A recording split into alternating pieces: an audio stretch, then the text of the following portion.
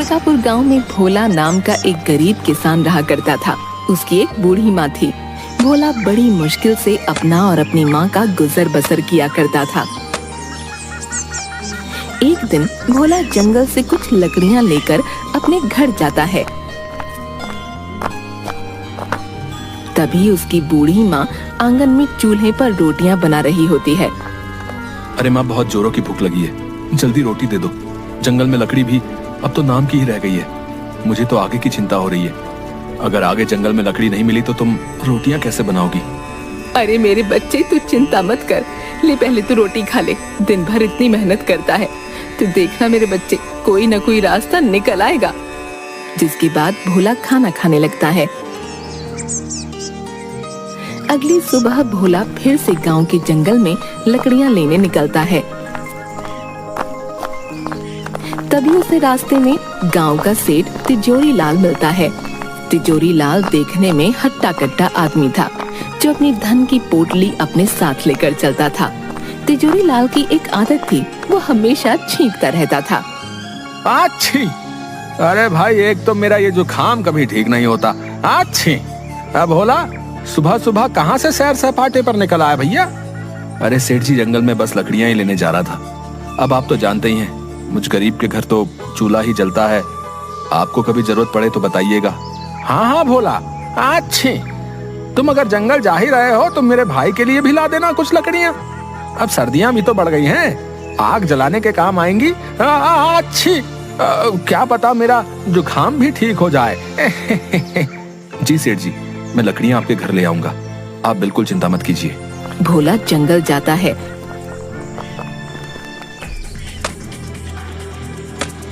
और कुछ लकड़ियां लेकर सेठ तिजोरी लाल के घर आता है।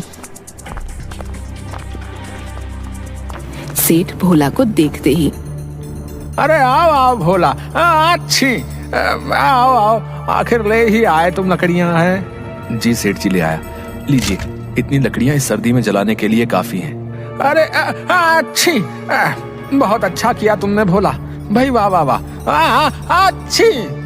सेठ जी, मेरी माली हालत तो आप जानते ही हैं। अब तो घर में भी अन्न का एक दाना नहीं बचा। मुझे अपनी चिंता नहीं है, लेकिन मेरी बूढ़ी माँ, मैं उसे कैसे भूखा रखूं? आप मुझे कुछ पैसे उधार दे दीजिए, ताकि मैं थोड़ा खाने का सामान ले सकूं। मैं आपके पैसे जल्दी ही लौटा दूंगा। अच्छी, अरे भोला, मैं जानता हूँ तुम एक ईमानदार आदमी हो, लेकिन भाई तुम्हारी माली हालत भी अब किसी से छुपी है भला? पैसे तो मैं तुम्हें दे दूंगा, लेकिन भैया ब्याज सहित वापस भी लूंगा। हाँ अच्छी, ठीक है सेठ जी, जैसी आपकी इच्छा। अभी तो मुझे पैसों की बहुत जरूरत है, आप मुझे पैसे दे दीजिए। जिसके बाद सेठ भोला को कुछ पैसे देता है। भोला वो पैसे लेकर अपने घर आता है। अरे क्या हुआ बेटा, कहाँ रह गया था? कब से तेरी राह देख रही थी मैं।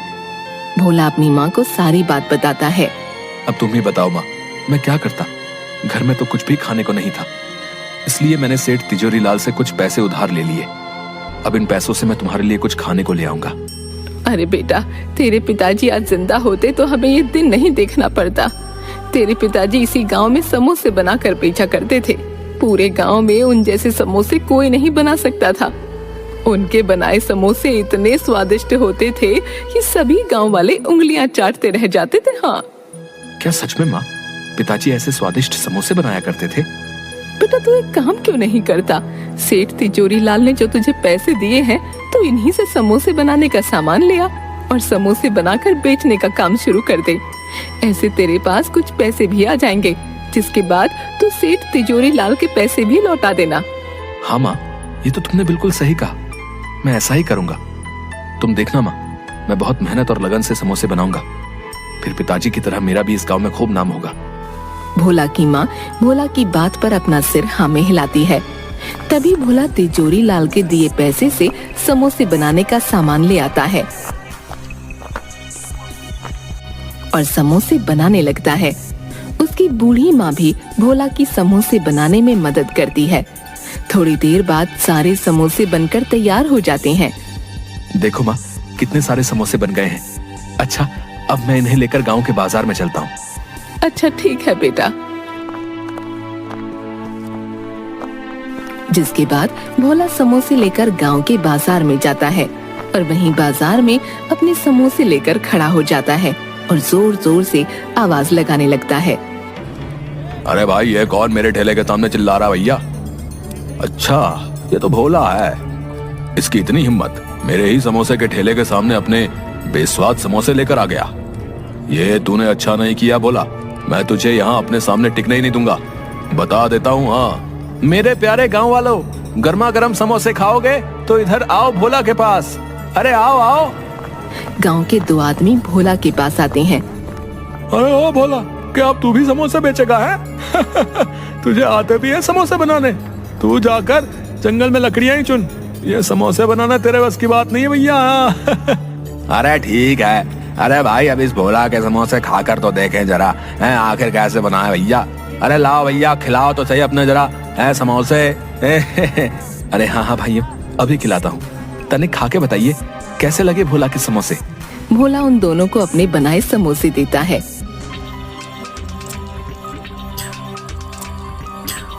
अरे अरे भोला, ये क्या गुड़ गोबर बना दिया है? कुछ डाला भी है अपने समोसे में या नहीं? ना नमक लगता है ना मिर्ची। छी छी छी छी छी, सारा मुंह का स्वाद ही बिगाड़ दिया भैया। अरे भाई, ऐसे बेस्वाद और खराब समोसे तो हमने कभी नहीं खाए भैया। क्यों भोला भाई, समोसे आते नहीं बनाने तो काय बनाते हो बताओ? तभी सामने के ठेले से आवाज आती है, जो सामने समोसे बेचने वाले कालू की थी। अरे भाई, यहाँ आओ मेरे ठेले पर। अरे कहाँ आप भी इस भोला के टुच्चे से समोसे खाने लगे? यहाँ आओ मेरे भाइयों, मैंने बनाए मजेदार 1 नंबर के स्वादिष्ट गर्मा गर्म समोसे। आओ भैया आओ, खाओ खाओ भैया, आ जाओ भैया। तभी दोनों सामने वाले की दुकान पर चले जाते हैं। भोला ये देखकर बहुत दुखी होता है और अपने घर आ जाता है।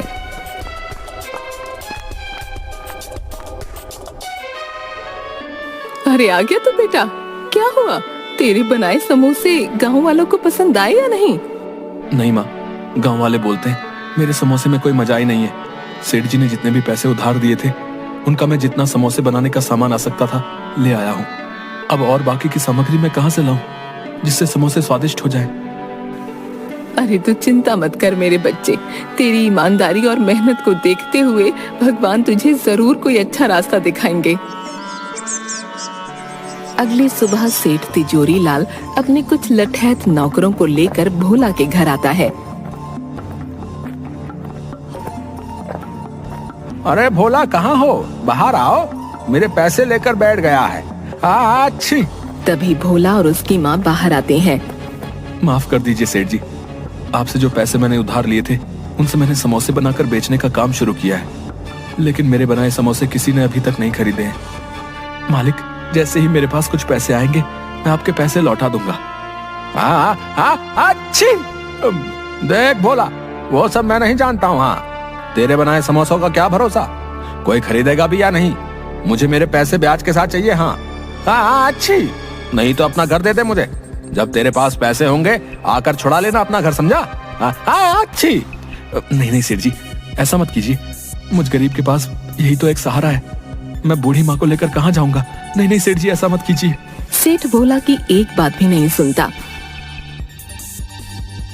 अपने साथ लाए नौकरों से भोला के घर का सारा सामान बाहर आंगन में फेंकवा देता है और वहां से चला जाता है। भोला और उसकी माँ वहीं घर के आंगन में उदास बैठे रो रहे थे। थोड़ी देर बाद भोला फिर से अपने वही बनाए समोसे लेकर बाजार में जाता है और वहाँ चुपचाप उदास मन से किसी के उसके बनाए समोसे खरीदने का इंतजार करने लगता है। तभी एक बूढ़ा आदमी भोला के सामने समोसे के ठेले पर जाता है। बेटा, मैं कई दिन से भूखा हूँ, अभी एक लंबी यात्रा से लौटा हूँ, मुझे कुछ खाने को दे दो, भगवान की तुझ पर कृपा होगी बेटा।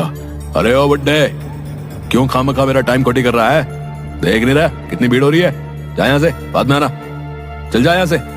पता नहीं कहाँ से आ जाते हैं। बूढ़ा आदमी कालू की ऐसी बातें सुनकर बहुत दुखी मन से वहाँ से भोला के पास आता है।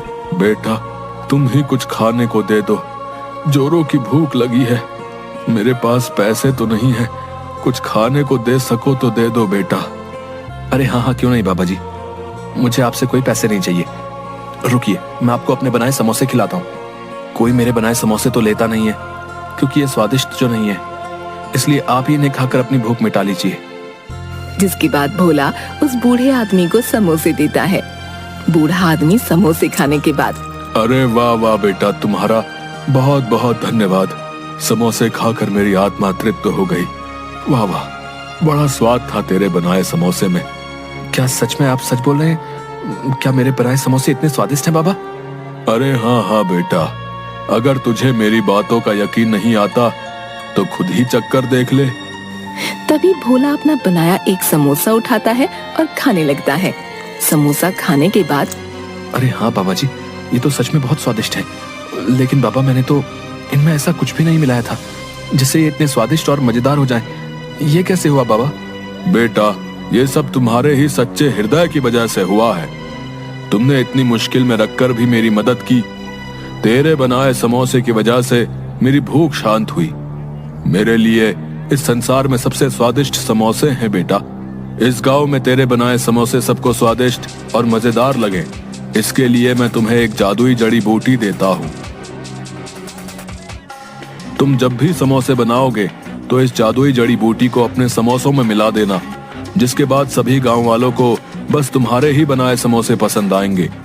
लेकिन बेटा ध्यान रखना, जब भी ये जड़ी बूटी किसी लालची आदमी के हाथ में जाएगी तो इसका उल्टा असर हो जाएगा। ये जड़ी बूटी कभी भी उसका भला नहीं करेगी बेटा। इसके बाद वो बूढ़ा आदमी वहाँ से गायब हो जाता है। आपका बहुत बहुत धन्यवाद बाबा, मैं आपकी ये बात ध्यान रखूंगा। तभी भोला अपने घर जाता है और अपनी बूढ़ी माँ को सारी बात बताता है और दोनों आंगन में ही चूल्हे पर फिर से समोसे बनाने लगते हैं। भोला फिर से समोसे लेकर गांव के बाजार में जाता है और बाबा की दी हुई जड़ी बूटी समोसों में मिलाता है। जड़ी बूटी मिलाते ही भोला के सारे बनाए समोसों में से बहुत ही अच्छी खुशबू आने लगती है। तभी गांव के कुछ लोग भोला के पास आते हैं। अरे ओ भाइयों, जरा अपने बनाए समोसे तो खिलाओ, खुशबू तो बड़ी अच्छी आ रही है। चलो चलो खिलाओ खिलाओ, हमसे तो रुका नहीं जा रहा भैया। जल्दी भाई जल्दी है। हाँ हाँ भाइयों, क्यों नहीं, ये लीजिए, अभी देता हूँ मेरे बनाए समोसे। भोला उन सबको समोसे देता है। सभी समोसे खाने लगते हैं।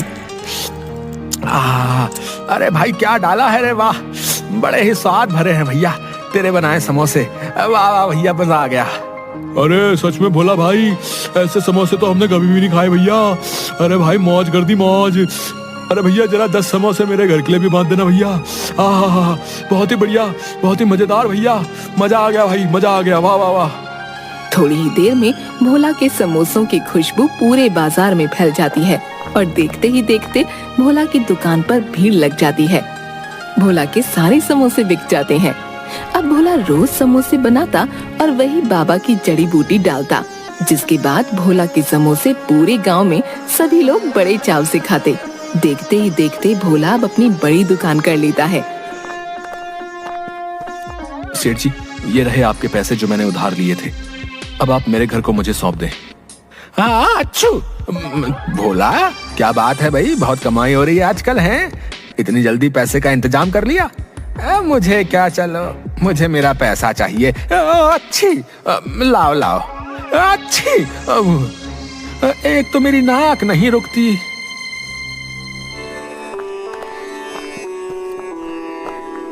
अब भोला और उसकी माँ आराम से अपना जीवन बिता रहे थे।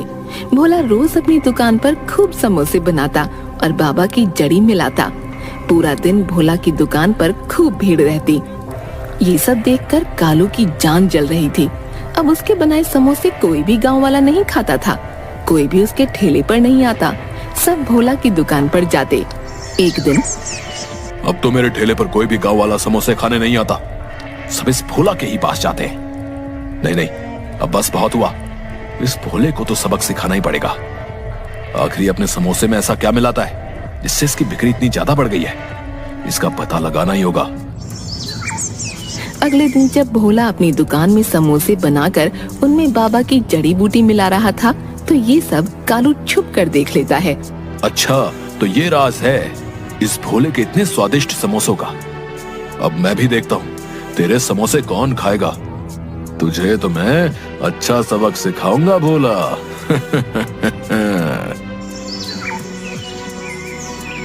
तभी कालू रात में भोला की दुकान में जाता है और वो जादुई जड़ी बूटी चुरा लेता है।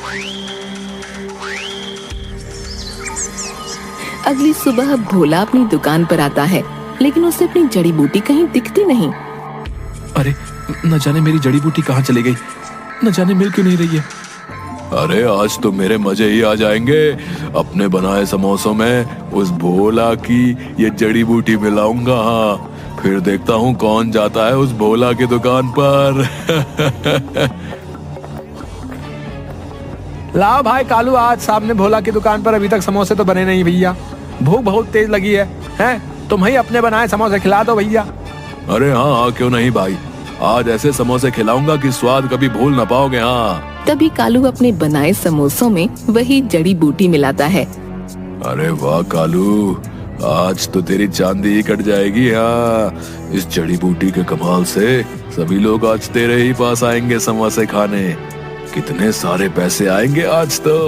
अरे वाह वाह वाह, ये सोचकर ही मुझे तो इतनी खुशी हो रही है। अरे भैया मजा ही आ जाएगा। हाँ। कालू जैसे ही उन आदमियों को समोसे देने लगता है, सारे समोसे काले पड़ जाते हैं और उनमें से बहुत ही गंदी बदबू आने लगती है। अरे छी छी छी कालू, अरे अरे कैसे समोसे बनाए भैया, एकदम काले हैं। और ये भैया कितनी बदबू आ रही भैया, इनसे सूंघो। अरे भैया छी छी छी छी, ये तुमने अच्छा नहीं किया भैया, हमारे साथ बता रहे हैं। हाँ, अब कभी नहीं आएंगे यहाँ दुकान में तुम्हारे यहाँ, बता रहे। अरे भाई मेरी तो खुद कुछ समझ में नहीं आ रहा है कि भाई ये सब हो क्या रहा है। मेरे को कुछ समझ नहीं आ रहा भैया। तभी देखते ही देखते कालू के ठेले में आग लगने लगती है और कुछ ही देर में उसका पूरा ठेला जलकर राख हो जाता है। अरे अरे अरे, ये क्या हो गया, मेरा तो सारा ठेला ही जलकर राख हो गया। लगता है ये सब उसी जड़ी बूटी ने किया है। हाय हाय, ये मैंने क्या कर दिया। मुझे वो जड़ी बूटी भोला की दुकान से चुरानी ही नहीं चाहिए थी। ये सब मेरी ही वजह से हुआ है। मैंने लालच में आकर अपने ही पैरों पर कुल्हाड़ी मार ली भैया। भोला कालू की ये सब बातें वहीं खड़ा सुन रहा होता है। अच्छा, तो वो जादुई जड़ी बूटी इस कालू ने चुराई थी, लेकिन ये कालू ये नहीं जानता था कि जब भी कोई उस जादुई जड़ी बूटी का उपयोग अपने लालच के लिए करेगा तो वो जड़ी बूटी अपना उल्टा असर करेगी और उस इंसान को अच्छा सबक सिखाएगी। बेचारा कालू लालच ना करता तो ये सब ना होता। लालच ने तो इसकी लुटिया ही डुबो दी।